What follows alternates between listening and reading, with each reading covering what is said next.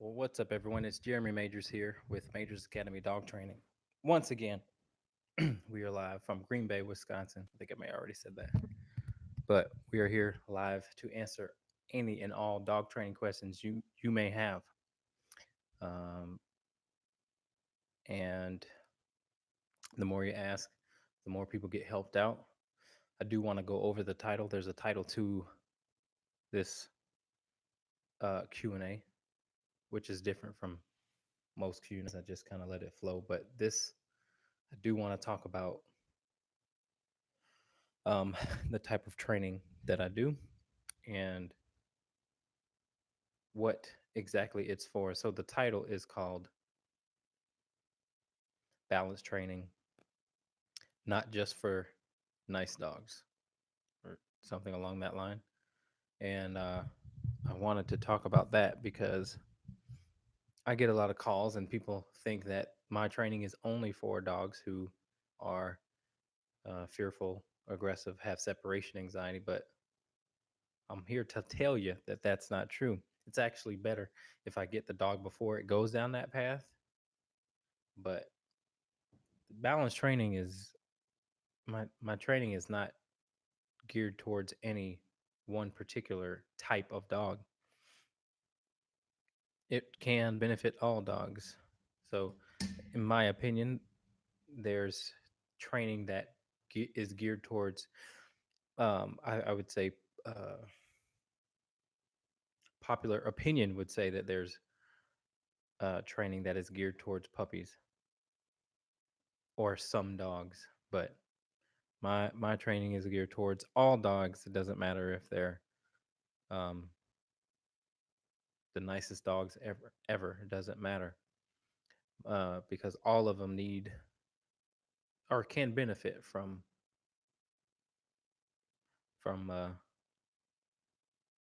learning obedience, learning how to come. That's what I teach the dogs anyway.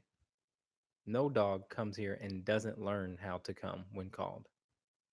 Then that can benefit any dog, no matter what. Come when called, um, and just overall learning how to trust the owner.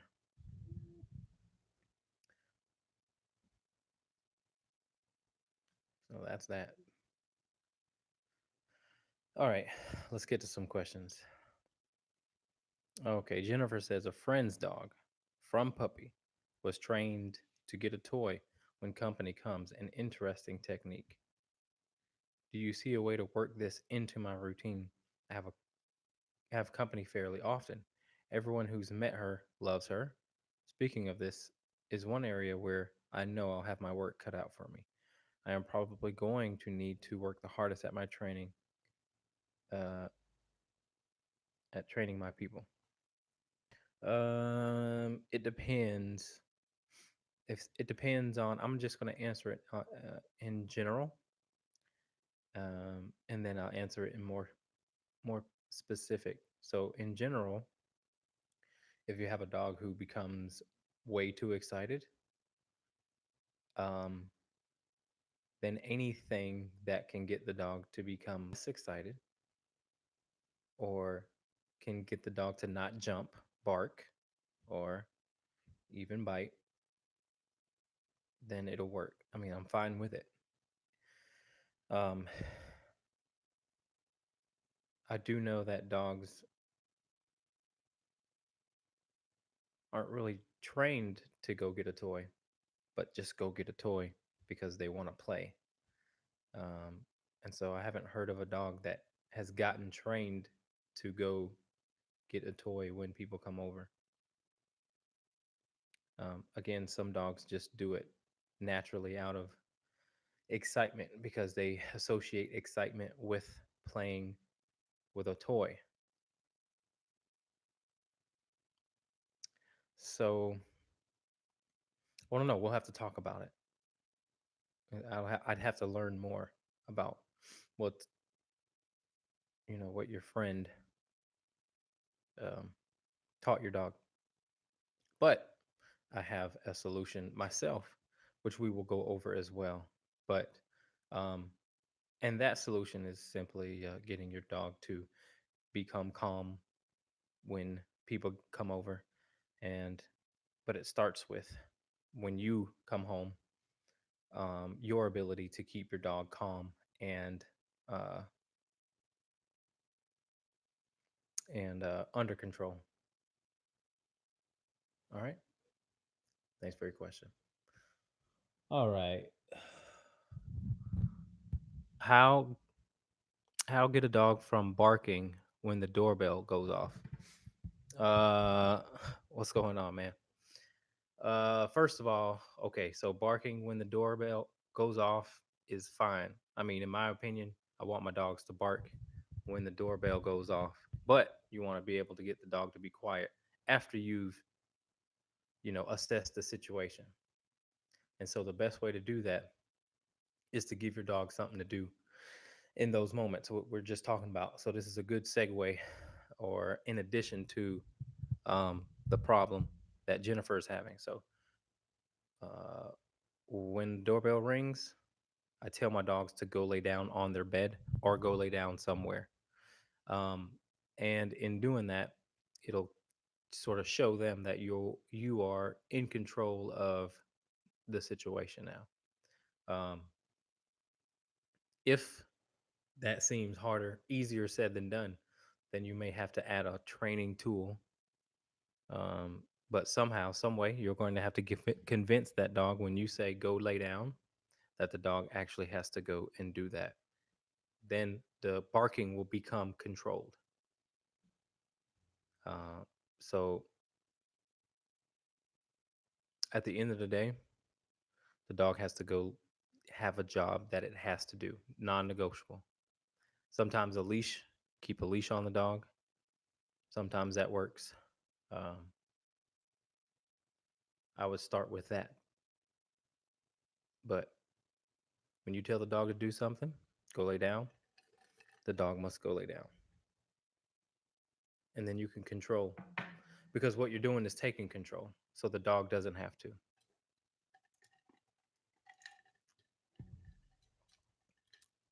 All right. Thank you for your question. Feel free to ask another one. All right, guys. Those of you who are watching live, we are live on Instagram, Facebook, and YouTube. So if one becomes slow, null and void, or just doesn't work anymore, go to the other platform, and so you can keep watching. All right, let's keep asking some questions.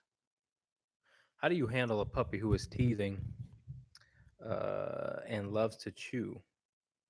So you want to have toys, but the older dog gets possessive of all the toys and bones and will lash out if the puppy gets close if she picks one up. Well, I would say just monitor it. The older dogs should be able to teach the dog, the young dog, that when the older dog has something, the young dog should respect that it has something, if that makes sense. So that's just what's going to happen inevitably. Obviously, if the older dog, you want to stop the dog if it gets um, violent, um, but the older dog is trying to teach the young dog how to respect, and that's a good thing. How to share. So um, well, it's not really a good thing. It's just a thing that's going to happen. So I would say if you like, just monitor it, make sure it doesn't go overboard. But other than that, I wouldn't sweat it too much. All right. Thank you for your question. Okay. Let's keep it moving.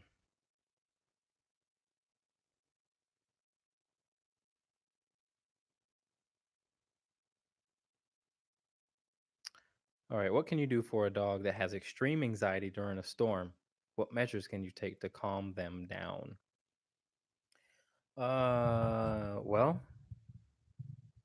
Well, first of all, it depends on how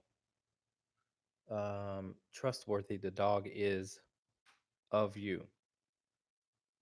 Everyone thinks that the best way, well, everyone doesn't think, first of all, in my opinion. but um, everyone's approach to making a dog happy is to give them what they want, not just what they need, but what they want all the time and anytime they ask it. But in doing so, you're missing an opportunity to gain trust and respect from your dog.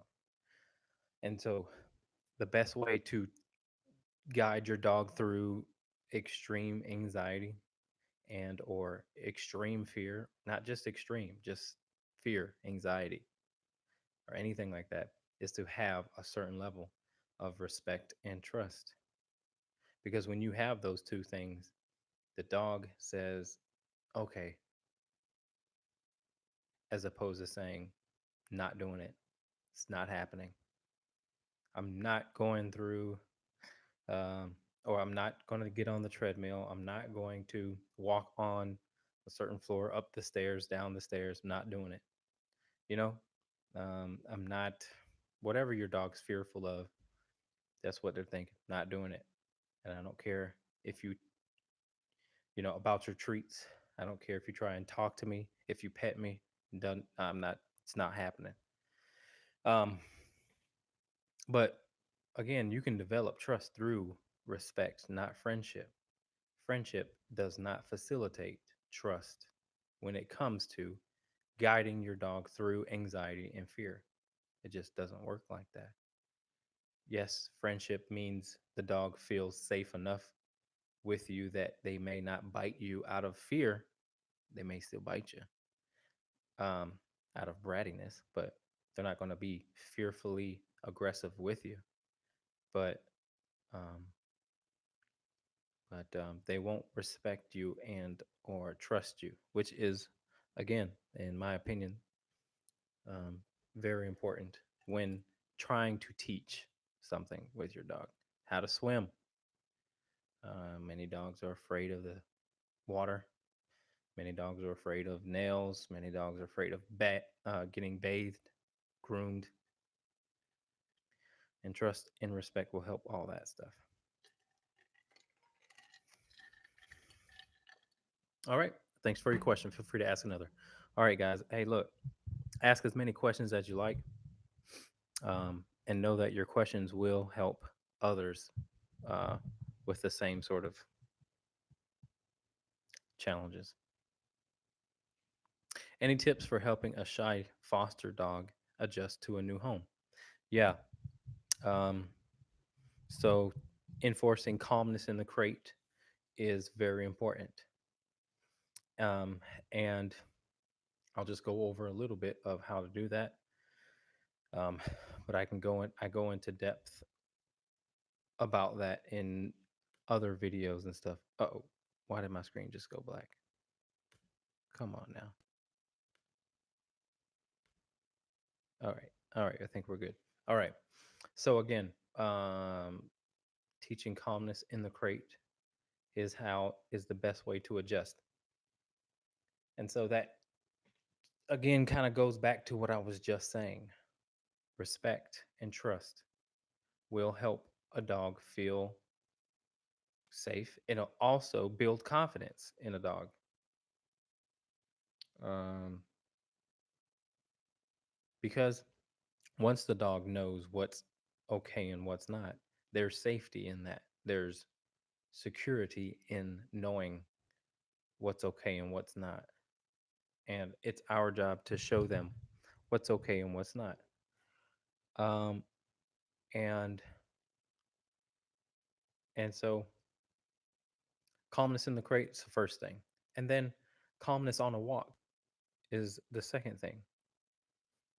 Those two things are very important because you have the ability to exercise the dog without the potential of um, fear, or excuse me, just without the potential of, yeah, certain fears setting in um, from the environment. And then you have the ability to exercise the dog mentally by walking the dog in a calm manner. Um, and then you can show the dog that again the crate is a place of calmness, which will help the transition. The first thing I do when I take a dog and I move and when I move location, when I move, just move my house, um, I will obviously get some my dog some exercise, but first thing I'll do is set up the crates for my dogs and let them relax in there, man. They don't need to stress about the commotion of coming in and out of the house with all this different stuff that will confuse them and um, sometimes um, cause them stress, as many of you know. So, so the crate is a very good tool, underutilized in my opinion. Not saying that you have to crate your dogs all the time, but using it as a place where you're saying that this is a safe space for them is a good thing. All right. Thank you for your question. Feel free to ask another.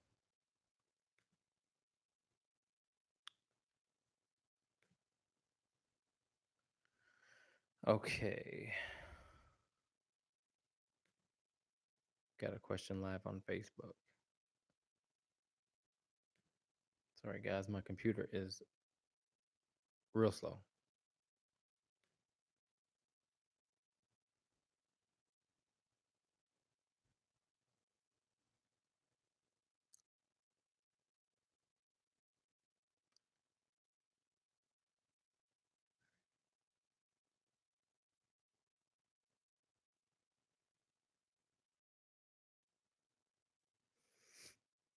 Okay. My 6-year-old dog has been peeing in our bedroom while we are sleeping. We now, we have now been locking in the kennel at night. He,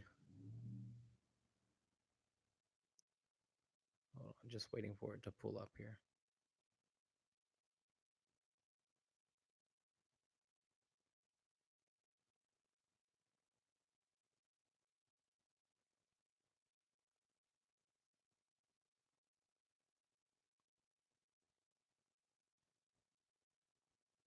Okay.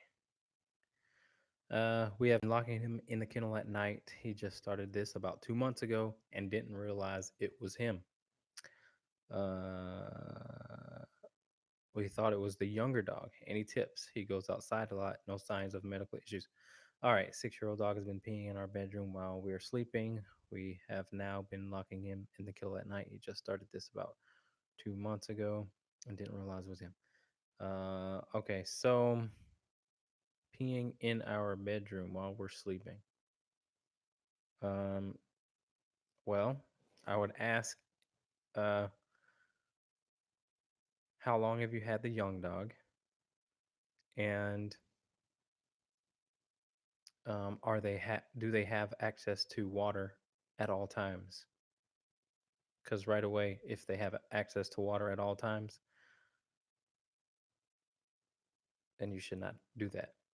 You should pull the water at a certain time of day during the evening, and then put it back down during the day. Um, you also may want to change your the last time you take them out. Maybe take them out a little later. Um, but if there's a young dog and the dog is relatively new, sometimes that provokes marking once again. So,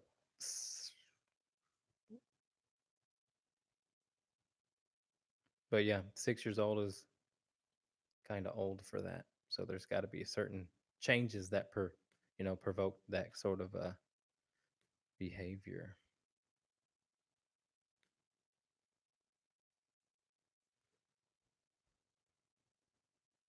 All right, let's keep it moving. How do you deal with a dog? How do you deal with a 3-year-old rescue cocker who is very aggressive to other dogs, like on walks and dog parks? The young dog has been around a year and a half. Yeah, so it's not the young dog. That's weird. Hmm. I'll have to think about it. Let me answer this question though. Okay, 3-year-old rescue cocker who is very aggressive to other dogs, like on walks and dog parks. So, first of all, on walks, best thing to do is to create calmness on the walk. And the way to create calmness on the walk is to um, enforce rules on the walk. And the best rule, the number one rule, would be to walk the dog loose leash. So, no tension on the leash. And that usually means that the dog is healing beside you, and that's the rule.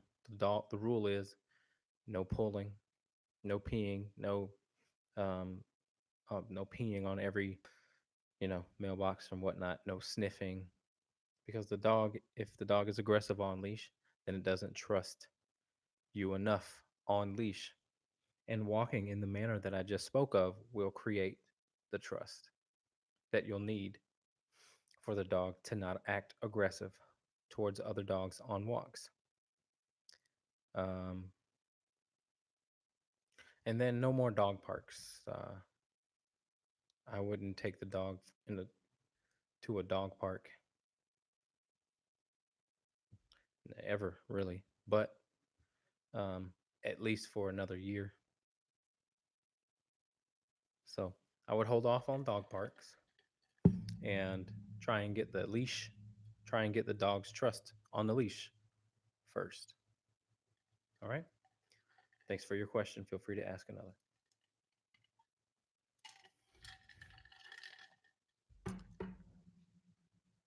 Okay. Let's keep it moving, guys. All right. Hello. My sister moved in with her boyfriend. She has an 11-year-old dog. He has a 3-year-old dog. They hate each other. They called a trainer.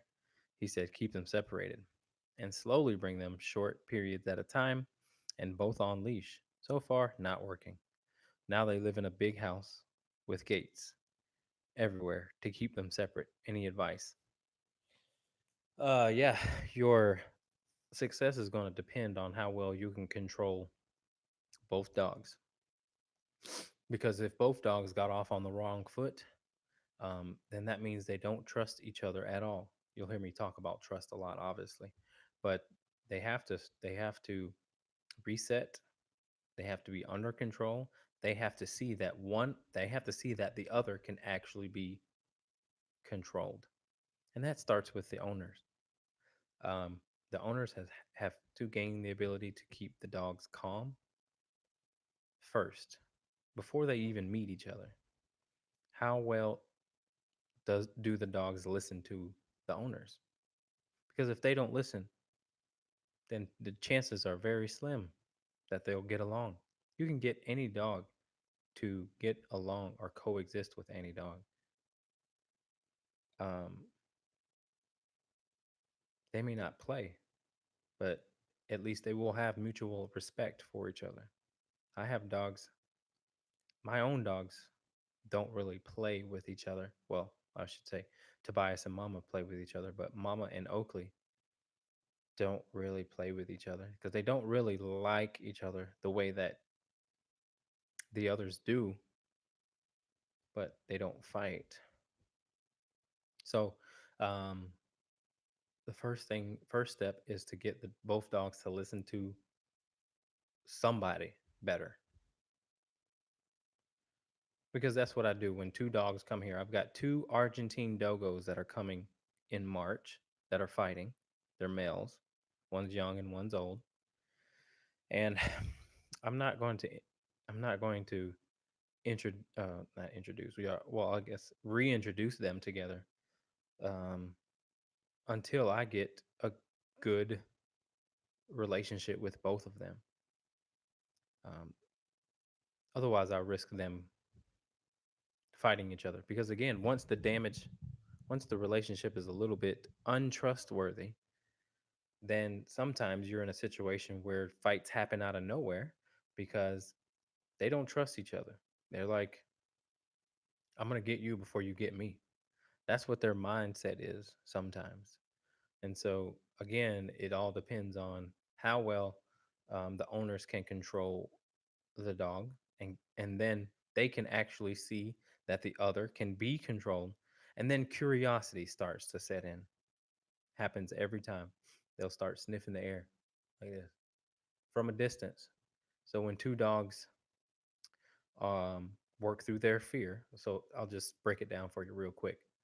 When I bring in a dog on leash and I introduce my dogs to um, an aggressive dog, I'll bring the dog in the yard. I'll bring the dog on leash. But prior to that, obviously, we've already established um, a dialogue, so the dog listens to me before I bring him in to an environment where they are going to be very fearful and potentially aggressive. So I bring him in my backyard, and then I do not allow the dog that I'm working with to go up to my dogs before I see curiosity coming from that dog. And again, curiosity is going to be when the dog starts to do this with their nose. They'll sniff the air from a distance, you know. So the dog, but that's easier said than done too. It's really tough to get dogs not to come up to dogs, but it's very important to do that with a fearful dog that's dog aggressive. If you have a dog aggressive dog and you can create space between dogs on the thing that they are fearful of, then they have a chance to at a distance get used to dogs without the worry of them coming up to them or putting pressure on them, which is what dogs do. So um, it's kind of cool to see though. If you can do it, it's kind of cool to look at or to see the different stages of a dog's thinking process. So again, obviously when you bring them out, their first thought is, oh crap, there's other dogs, and there's no curiosity. It's just I'm looking at them, I'm staring at them, and I'm because I don't know what they're going to do, you know. And then they start to lay back, they start to chill, and then they start to act like a social dog, and they start to sniff the air to see who the heck that other dog is. And again, that depends on the dog and the level of fear or not. And also, a big factor is the amount of play drive the dog has. Um, some dogs have a play drive that doesn't go away until they're much older, and um, but some dogs, as they do get older, uh, they do lose their play drive. So I literally have dogs that come here and they not interested in playing. They're just interested in hanging out. They'll go up to my dogs eventually, but they just hang out. They don't play.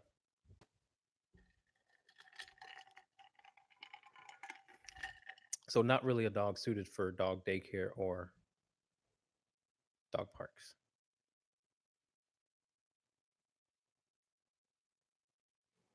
Yeah, that's enough on that.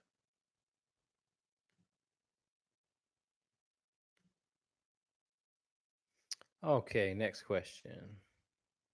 My resident dog gets his nails trimmed every month at home. He was fine the first 6 months, but now seems fearful when I do it. Do you use regular nail trimmers or a Dremel? I use nothing but a Dremel.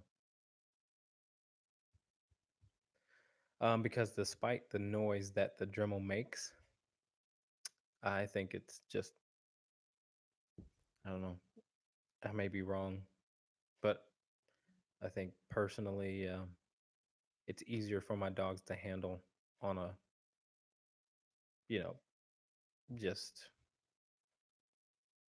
whatever, I do think the nail trimmer sometimes can be a little bit too much because it snapping, squeezing, and then popping. Like you kind of snap it, pop, and sometimes that can freak a dog out. And not to say that the Dremel doesn't. The Dremel can as well. It's loud. It makes their paws vibrate. I use an electric Dremel too, so mine really goes, but it's quick, and I can see where I need to stop real quickly. Just zzz, zzz, just like that. So yeah, I tend to lean towards the Dremel. All right. Thank you for your question. All right, let's keep it moving.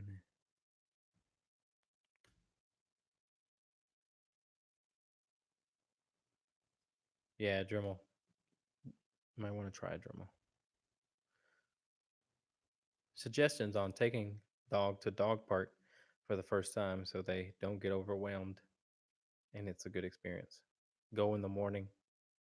If you're going to do it, go in the morning, um, where there's few dogs.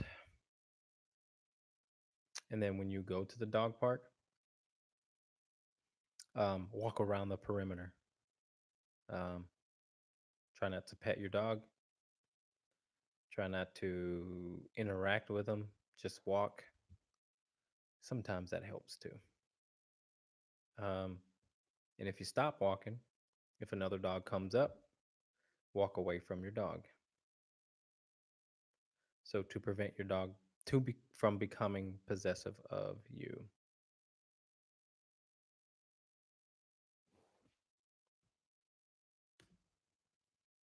That's it. No treats. I should probably just go hang out at the dog park for a while. I used to do it a lot when I was young. Okay, I have a question. How do I get my dog to fully pay attention to me? I was recently at a dog park. These questions are about dog parks this time. Holy smokes. All right. I was recently at a dog park. My dog was very interested in the dog on the other side of the fence.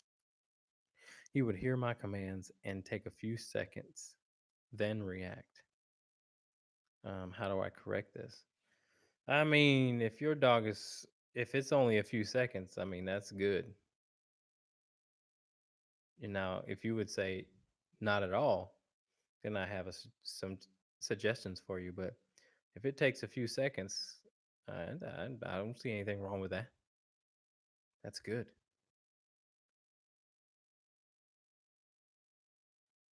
You know?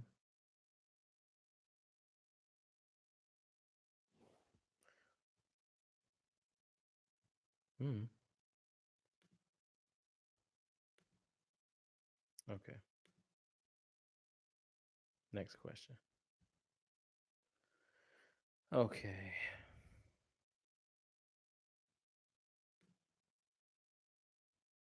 Oops. My 1 year old deaf dog has stopped making eye contact with me. Well, best way to get eye contact is to get the dog to think, what are we doing? That's the best way. And then once the dog does that, he will be looking at you, guaranteed. And the best way well, not the best way, but a way to get a dog to say, what are we doing? Is to be patient. Stop the dog from doing something he wants to do, and then be patient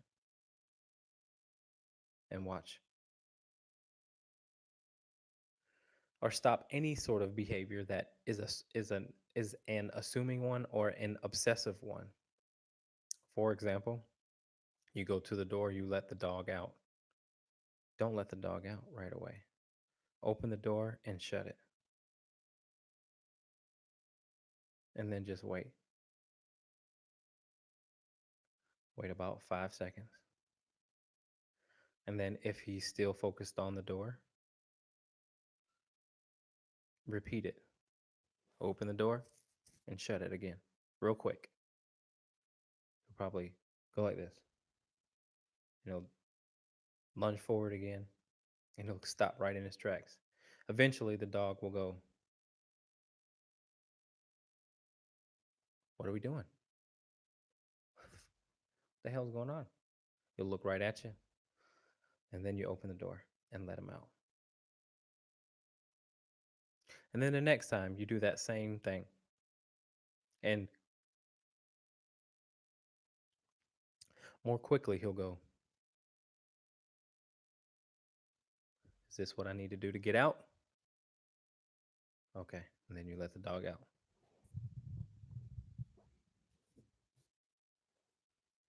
That's one way. Just being patient. Again, stopping assuming behaviors. That'll get your dog to look at you without even asking for it.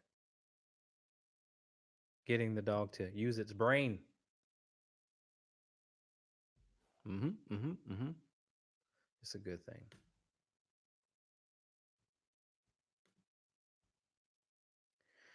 Okay, how do I properly use an e-collar? An electric collar, for those of you who don't know. I have not used one for training, but have a hunting breed who is so wild that I need a good training tool. I bought an e-collar, but want to make sure I'm going to train the right way with it. Well, it depends on the e-collar you bought. Because, in my opinion, all e-collars are not created equally.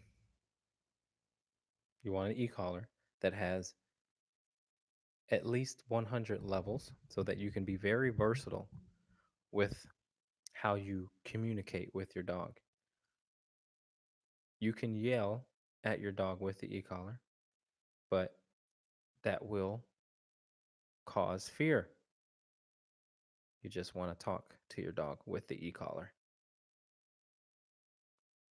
and maybe even whisper to the dog with the e-collar. Like, "Hey, buddy, listen to me." Tap on the shoulder.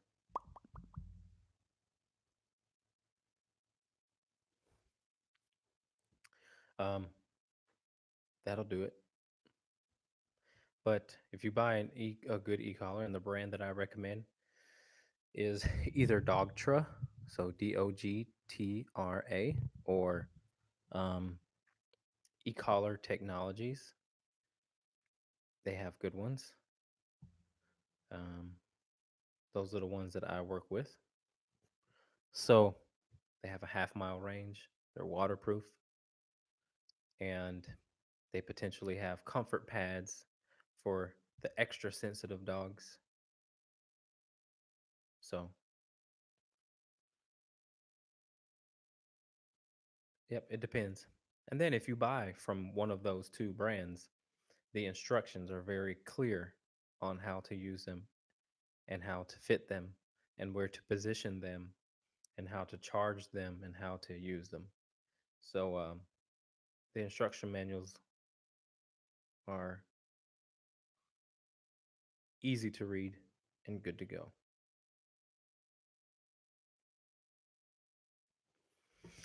All right.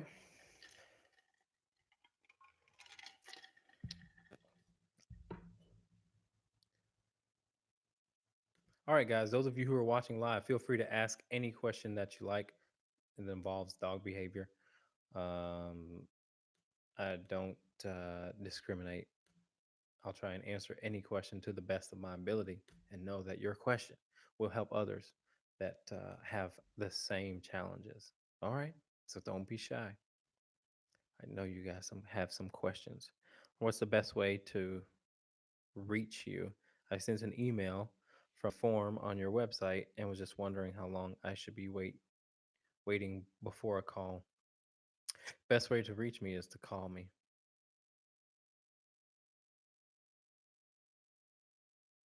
At what age can you start using an e-collar? Uh, I would say a safe way, a safe bet would probably be around the 11, 10, 11, 12 months. Depends on the dog and depends, and it also depends on the maturation of the dog. Some dogs mature slowly, some dogs mature faster. So it just depends on how smart your dog is, too. Um, I have a video if you're really wanting to be safe with e-collar transitioning. Um, I have a video on my YouTube channel on how to use it to where it will make the transition easy. Now, just remember that the e-collar should be in conjunction with your obedience verbal command. And so the dog is learning when it feels a certain sensation that it should come with you, or it should down or drop or something like that. But it should be in conjunction with your commands so that you don't have to use it all the time. Um, but yeah, I have a good video on YouTube um, about how to, and it's like a do it yourself sort of video about how to get started on e collar training uh, your puppy.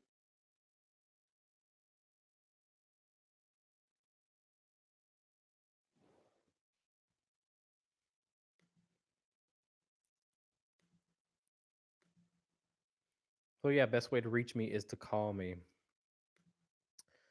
I will call you back. I like, I prefer talking to people on the phone versus email. I need to get a feel of the situation better.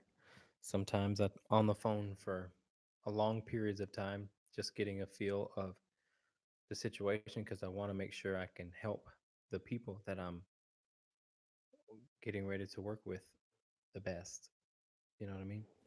So I got to get a feel of the situation.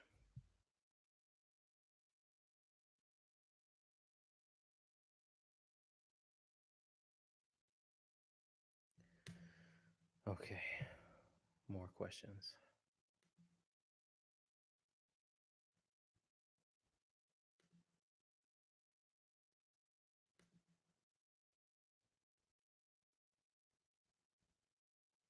Yeah, eye contact is also pretty important for a deaf dog to learn. But deaf dogs can learn. Deaf dogs still have brains, you know. They just learn a little bit differently. But I've trained quite a few. So getting back to the topic, guys, I'll talk about that.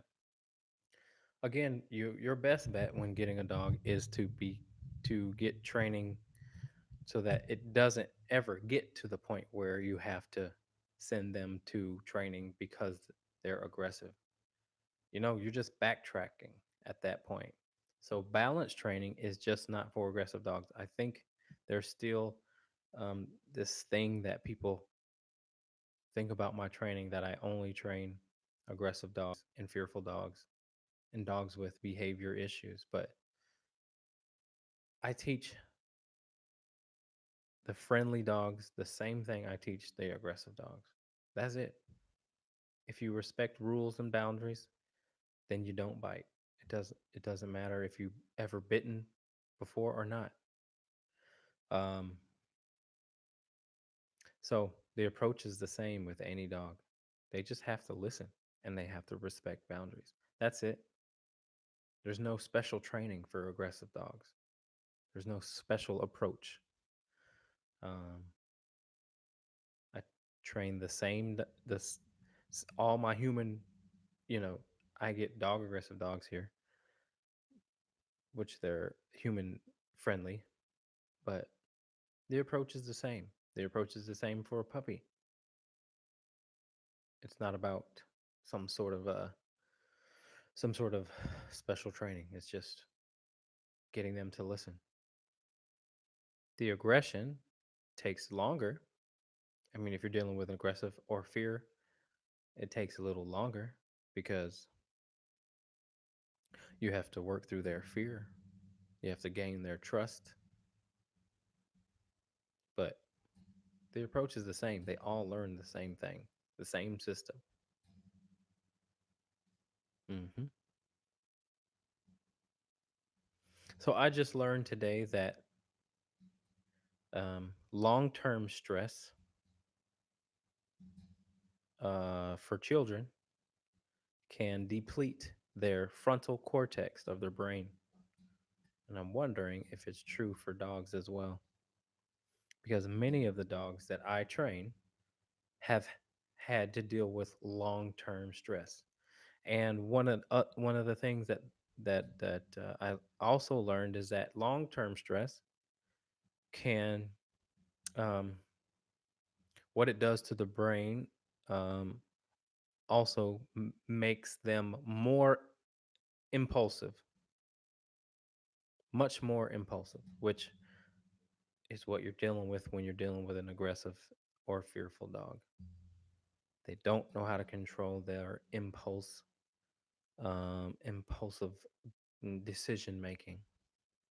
And so I wonder, um, if a lot of the dogs that I train or that we rescue um, have their brains been affected to the point where they lose self control, so much so that they make bad decisions.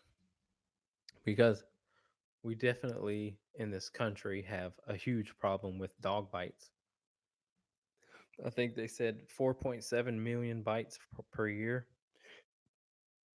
Think about that. And that's the only ones that are reported. 4.7 million bites a year. Holy smokes. That's a lot. And most of them are children. That's terrible.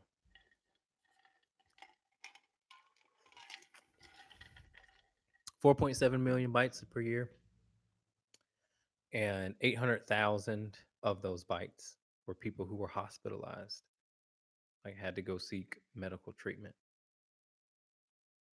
800,000, around 800,000 a year go to seek medical treatment for those dog bites.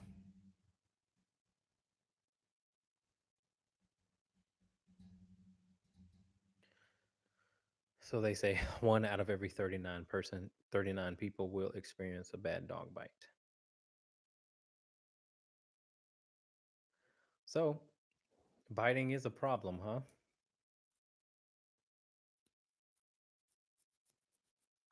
Sometimes I think that, you know, I am the problems that I deal with are not that big of a deal when it comes to the general, I guess, population. But apparently so. 4.7 million bites per year. And a lot of them are children. That's crazy to me. I don't, if you guys know me, you guys know I don't take well to dogs that are biting children. I just had to tell another client of mine whose dog went through training of mine, and they have a baby coming in March. And I said, be prepared to keep the dog away from the child for a year. Yeah, a whole year. Because this dog is impulsive, aggressive, um, fearful, and whatever. And so, in order to make sure that the dog doesn't hurt the child, the dog needs to get used to the baby from a distance. And again, it's also in large part to what we do as dog owners, how much control we have over our dogs can help determine the the quality of the relationship between the dog and the child. Um, and so, yeah, an entire year. But the alternative for that dog is death. I mean, That's the alternative. So the dogs, the dog will have to be, last on the totem pole, and that's just the reality of it. So, anywho, that's enough on that, I guess. Unless you want me to continue to talk about it. But okay, let's just check. Let's see if we have any more questions.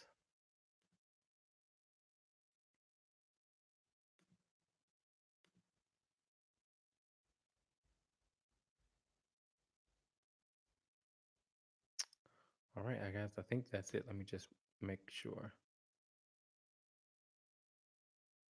Yep. All right, guys, I think that's it. I appreciate all the questions every week, and I'll try and do them every week. But last week I was just really exhausted, so I apologize for not getting out to you guys last week. But we will be here next Thursday, same time. Please come with your questions. If you got friends who are struggling with dogs, get them to come and watch the show. It's just all about helping people out and education and stuff like that. It also helps me out as well. So um, give me a thumbs up if you liked it or whatever it is. And yeah, we'll see you guys next week. Thanks for watching.